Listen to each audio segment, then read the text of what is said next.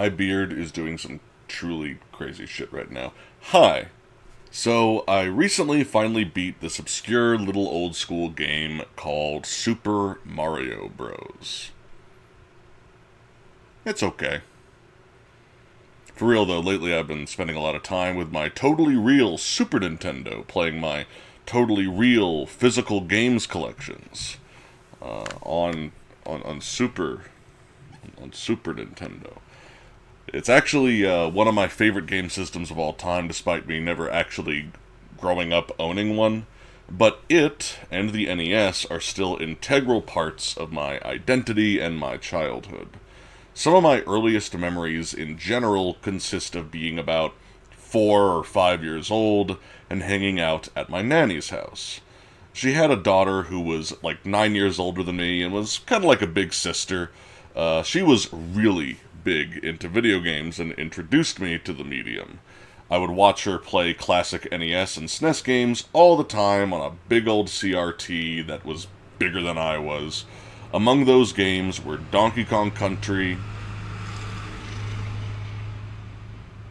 bitch, Donkey Kong Country, Snake Rattle and Roll, Super Mario World, and the original Super Mario Bros. On NES. And I sucked at every single one of them because I was like 4. Being born in '91, the American Super Nintendo and I share a birth year, which is ironically why, even by the mid-90s, the SNES was quickly becoming a retro curiosity as PlayStation and N64 were taking things over. But I was always bewitched by the SNES and the NES, as distant memories of a simpler time and a world of possibility. A world that I really barely got to experience as a kid. So, throughout my adulthood, I've been occasionally diving into the SNES library in particular, with occasional dips into the NES, which leads to today's topic. Remakes have been a thing since the third generation of home consoles, but they started getting more frequent in the fourth. The definitive version of several NES classics are, debatably, on the Super Nintendo, with a notable but slightly controversial example being Super Mario All-Stars. This is a great compilation of all 4 mainline Mario games on the NES, remade with 16-bit graphics and sound, along with slightly tweaked movement physics. That's the only real subject of controversy around this collection. But otherwise, it's widely regarded to be a great way to experience these classic games. The version I'm playing is All-Stars plus Super Mario World, a physical double cart. A physical game that I totally own. That happens to not be within reach at this exact moment. I've actually been trying to beat a bunch of legendary classic games lately to mixed results. I think I'm good at a lot of games, including some modern action titles, including some that are kind of infamously difficult, but a lot of classic titles always feel insurmountable to me, and I'm trying to surmount them lately.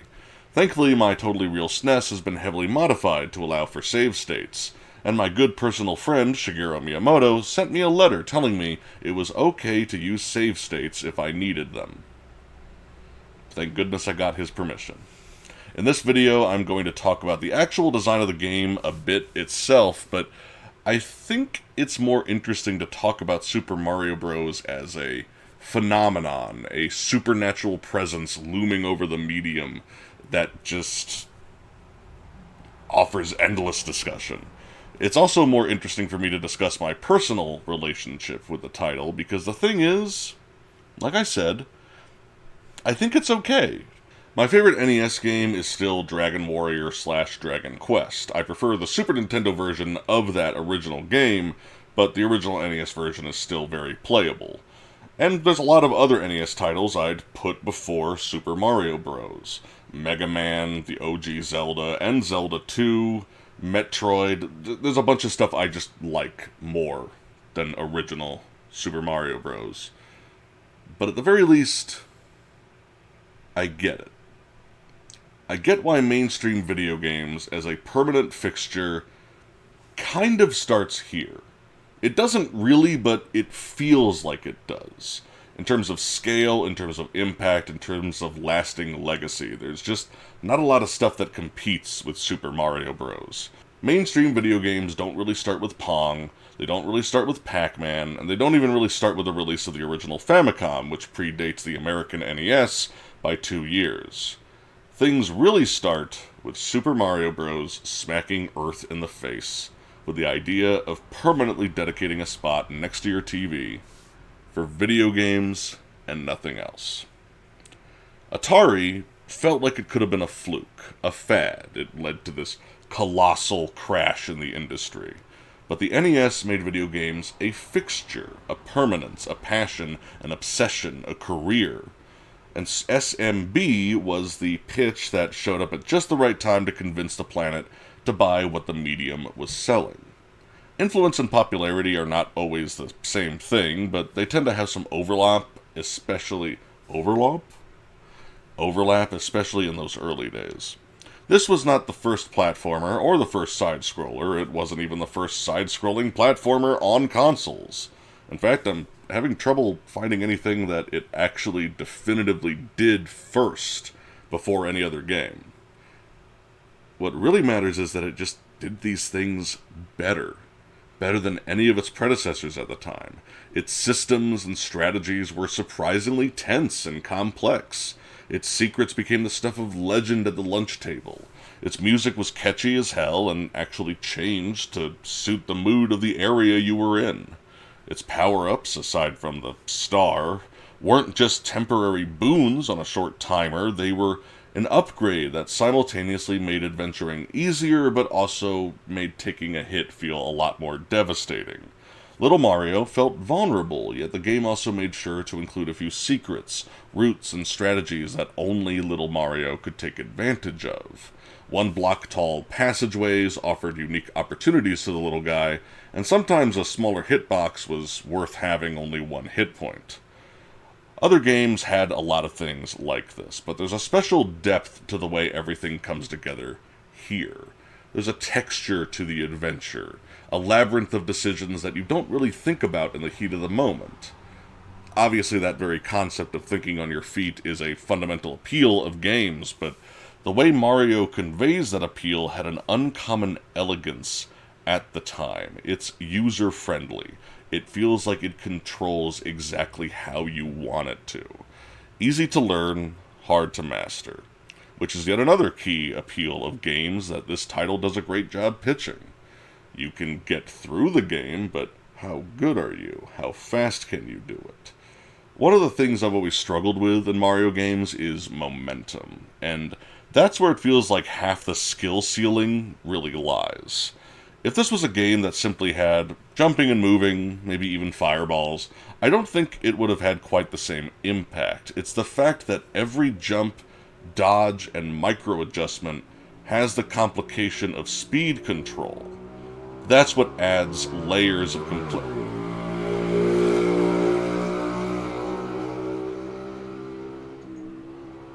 Bitch. It's the fact that every jump, dodge, and micro-adjustment has this complication of speed control. It adds infinite layers of complexity and hesitation to every difficult segment in the game. All of this to say, I get it. I get why this changed everything, why it gave people a collective, renewed faith in the medium that no other title gave them before.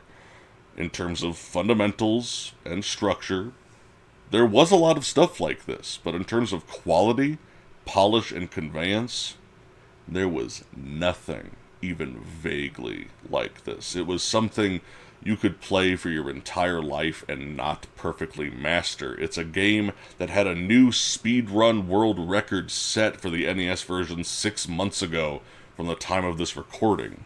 We are still collectively figuring this thing out.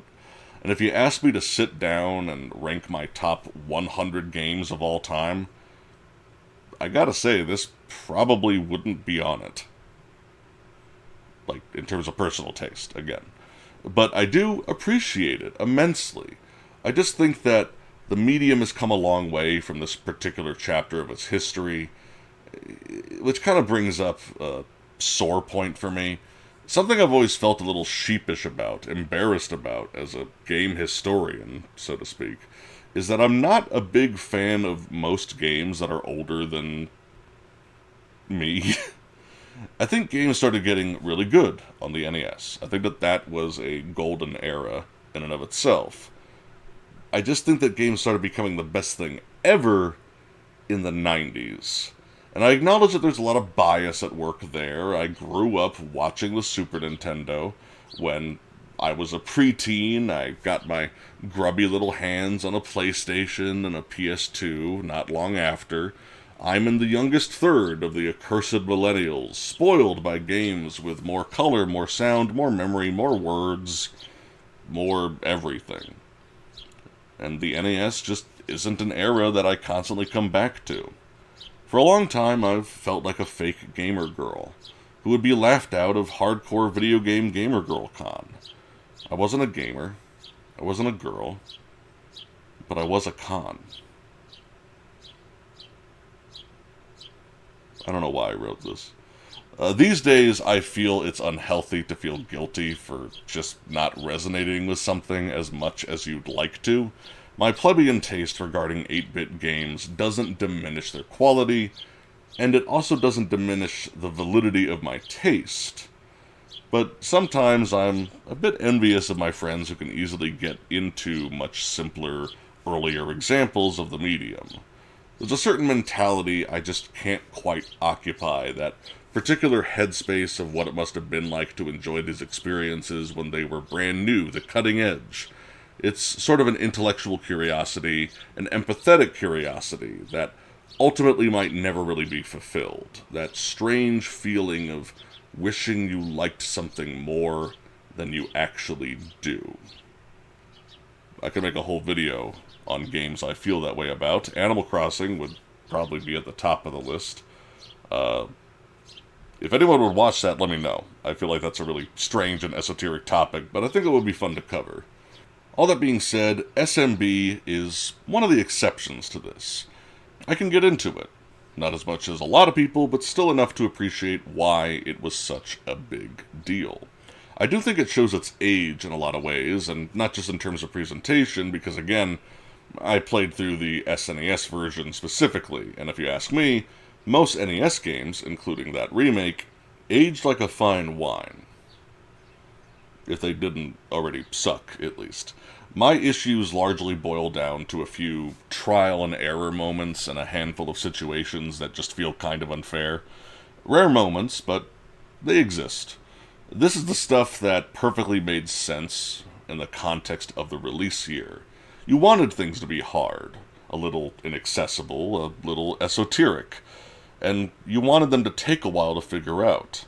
The appeal of certain things being super cryptic or requiring extremely specific timing is a more niche thing in the modern market. It's the kind of thing you have to be in a specific mood for. It's not really the default anymore.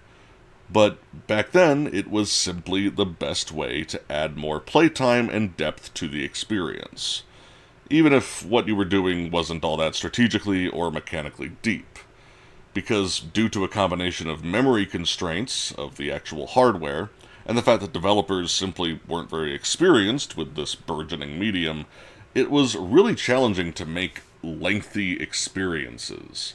Speedrunners can beat this thing in less than 6 minutes, but if that's how much time you actually got out of it, that might feel like a waste of money and time. I don't think that this approach is a bad thing as a rule. All challenge-focused games have an element of mastery to them and an element of repetition. And this was the era where games were primarily focused on being a challenge to overcome, and not much else, with obviously some notable narrative or artistic-focused exceptions here and there. And Super Mario Bros., frankly, has a very short list of what I would call cheap shots. The vast majority of the time, I could read enemy patterns fairly well, I had excellent control over my momentum and mid-air movement, and at least 95% of the deaths were my fault. Hammer Bros can suck my balls, though. Fuck those guys. Tastes have simply changed a bit over the years. These days, it feels like our collective expectations of modern video games are getting kind of insane. Maybe I should say the expectations that publishers think we have is insane. Hyper-realistic graphics, more dev time. Extremely big, detailed environments, more dev time. There are certain tricks that just don't work in the industry anymore. And I frequently hear people describe NES games as having artificial length or just artificial difficulty because of how difficult they could be. And I used to feel the same way. But if nothing else, my recent playthrough taught me that overcoming a difficult situation isn't a waste of time. The thrill of getting better is its own reward, and I'm never gonna master Super Mario Bros., and I'm never gonna speedrun it, and there's parts of it I'll always struggle with. But I do think I can get better next time. And maybe that's all you need. Well, I know that was a slightly weird video. I normally use these simple vids where I just read a script at the camera to discuss stuff like shows and films that would get me copyright struck if I used footage. But lately, I've been wanting to intersperse my massive video essays with shorter rambles on things I've been playing lately. I don't have a documentary worth of thoughts on Super Mario Bros., but I wanted to get some thoughts out all the same. Basically, just wanted to try something new, so if you enjoyed this video and format, let me know, and I might do stuff like this more often. But for now, thanks as always for watching. Feel free to like and share if you dig what I do, and consider becoming a patron so I can afford to not die in the street. Until next time, stay safe out there, nerds.